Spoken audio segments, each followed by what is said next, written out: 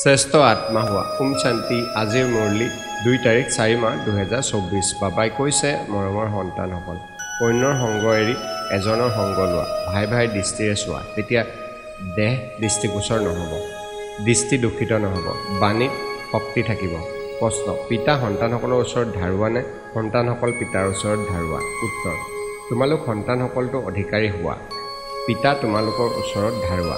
তোমালোক সন্তানসকলে দান কৰিলে তোমালোকক পিতাই একৰ বিপৰীতে 100 গুণ দিবলগীয়া হয়।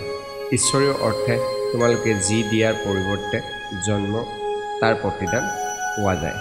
তোমালোকে এমুঠি চাউল দি বিশ্বৰ মালিক হোৱা, তেন্তে তোমালোক কিমান বিশাল অন্তৰৰ হ'ব লাগে। মই বাবাক দিলোঁ, এইটো খেয়াল কেতিয়াও আহিব নালাগে। ওম শান্তি। ধাৰণাৰ বাবে মুখ্য সাৰ। 1.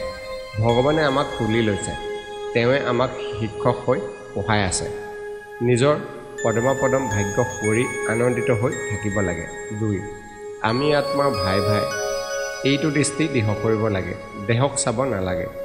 ভগৱানৰ সৈতে চুক্তি কৰাৰ পাছত বুদ্ধি ইফালে সিফালে ভ্ৰমিত কৰিব নালাগে। বৰদান: এই অলৌকিক জীৱনত সম্বন্ধৰ শক্তিৰে অবিনাশী স্নেহ আৰু সহযোগ প্ৰাপ্ত কৰোঁতা শ্ৰেষ্ঠ আত্মা হোৱা। শ্লোগান: যিকোনো পৰিকল্পনা বিদেশী সাক্ষী হৈ ভাবা আৰু ছেকেণ্ডত স্থিতি সৰল কৰি তোলা। ওম শান্তি।